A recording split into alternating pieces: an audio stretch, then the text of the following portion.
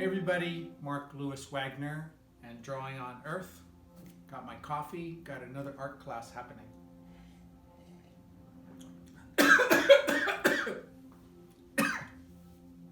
That's funny. So today we're going to make a mess. And this is one of the earlier beginning painting exercises in this program that I'm doing, teaching in summer school, community college. So we're going to make a mess and we're going to learn different painting mark making exercises. So what you're going to need is 2 boards. I have some masonite, whatever you want to paint on. You're gonna paint one black and one gray. Magazine, we'll tear out some stuff. A wax paper palette for paint. You're going to need black and white paint. I just have black here. Brushes are going to be, you might need a big brush and then like kind of different sizes. So I've got a big, medium, and a small, and a pencil. And what we're going to do is we're eventually moving into this thing where we're going to move into values after we start making a mess. So in the beginning, we're just going to be making a mess and experimenting, putting paint on, taking paint off, scratching, scraping, and then we'll start moving into values. And then that turns into an imaginary animal and plant project has our values of a gradation and or some more. This one's got gradations, and then this one is based on more of the steps. So we're going to be mixing values. So we'll talk more about that. Okay, those who are working on some composite board or masonite, I always sand it down, get my edges down so it's easier to handle. If it's shiny masonite, you're gonna take off the shine so that the paint sticks to it. So this is already easily painted. I have a gallon of paint here, so it's just Home Depot, anybody's paint, and it should be a little grayer, but this is fine. And so gray compared to white is just much better. In a rule of thumb, I don't use white at all. So the white gesso,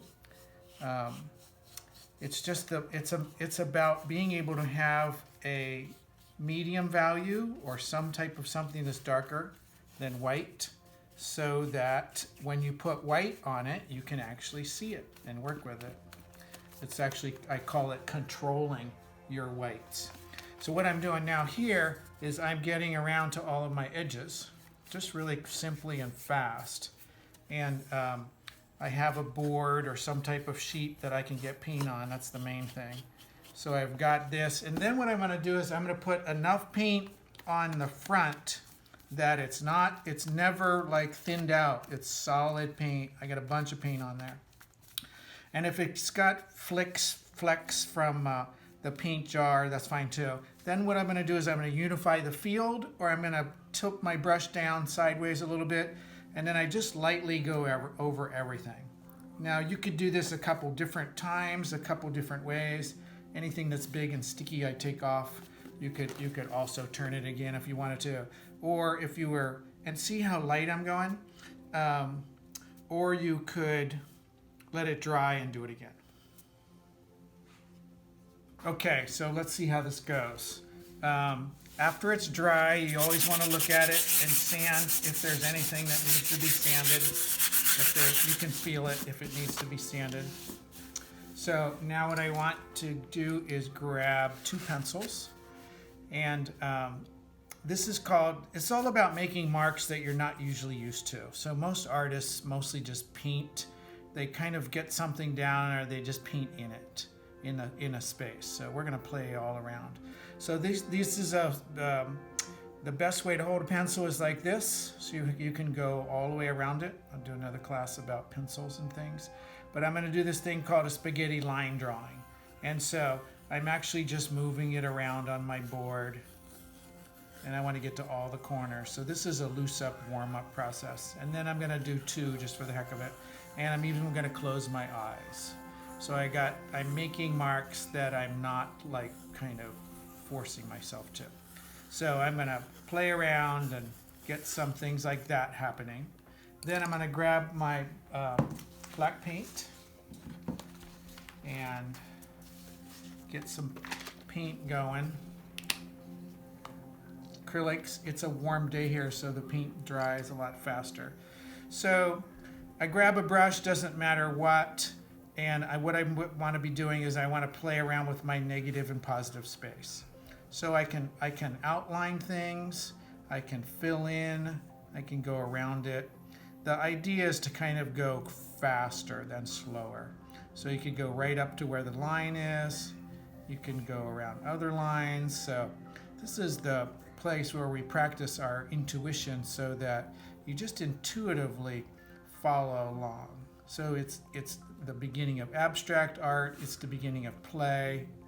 You know, we were born creative, that's my favorite quote. So after you get some of this happening, you can see that I also squint my eye. I'll close my eye half and it helps me see better. And I even close an eye.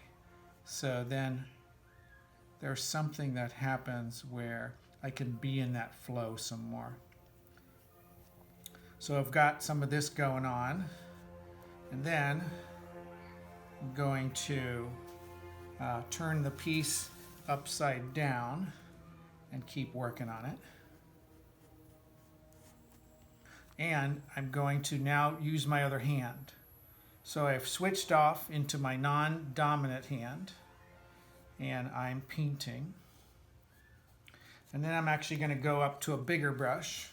So this one's probably too big at the moment, but it's fine. So then I'm blocking around this way, just playing around with my space. And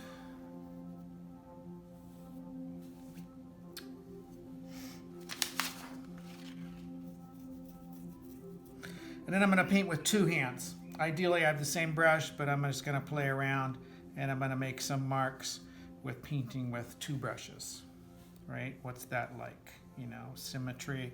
I can follow in on some of this stuff. I can break out and go all over the place. Another one would be actually to close your eyes again and to paint and feel what that's like. So the next process is I'm going to, my brush when it's warm, if I'm not using it, it's always going to be in the water. But I'm going to use this, I'll just keep it nearby. Now I've got some paint on my brush and I'm going to start painting and I'm going to see what it's like to twirl my brush. And there's paint on there and I'm not going to grab any more paint. So what I'm going to do is I'm just going to keep going until there's no paint on this brush. And it's called scumbling. I can start getting some grays. If I do a lighter press on my brush, it gives me a different kind of texture depending on what the paint's underneath it. So this is called scumbling. I can come into some other colors. Wow, it's really dried already. And get grays that way. I can dip just into water and then also get some paint that's still left on my brush. And then this turns into kind of a watercolor. So I'm working on playing around with grays and textures and things. So I'm going to grab another brush and I am going to kind of make different kind of marks with my brush. Like what's the different kind of, you know, can I do some lines? Can I do, what's circles like? This brush is a little beat up, so what kind of textures is this giving me? So, you know, that's something where I'm actually using this brush to get me something that's where I'm playing with textures and stuff. And now I want to take an area and I want to paint it really big and heavy and solid. And once I get some of this solidness happening, I'm going to turn my brush over and I'm going to draw with the back of it. So what I'm doing, this is a reduction process. So I'm actually taking paint off and then it's what's underneath it is showing. So I can get all these really cool different textures in here. I do this a lot. I actually do scrapes and scribbles. And then if you don't like that, you can erase just by painting back over it again. It's kind of like a monotype. So I'm taking paint off. Another one is I'm using my fingers. So go ahead and use your fingers and see what that's like. So this will also give you some interesting grays. And you can move paint around. You can get it in. We're working with acrylics here, so so I've got some of that happening. Another one is where I lay my paintbrush down on its side, and then I'm painting with the side of it, and I'm getting textures. So all of this stuff that I'm getting, turning my piece upside down again, all of this where I'm getting these different textures that I couldn't normally get. That's what I'm interested in. So from there, then I'm going to grab a paper towel and I'm going to dip it in water, and then I'm going to wipe off some of this, and some of it's dry. So if you're watching this where it's not warm in summer, you're going to want to let some of this dry some more, or you just kind of be just aware of how much wipes off. Where is it wet? You're allowing the medium and the material to kind of teach you. So you can wipe off that. I can also put my paper towel actually in the black paint and get some values happening that way. So this is like I'm glazing. There's a glaze that's happening here.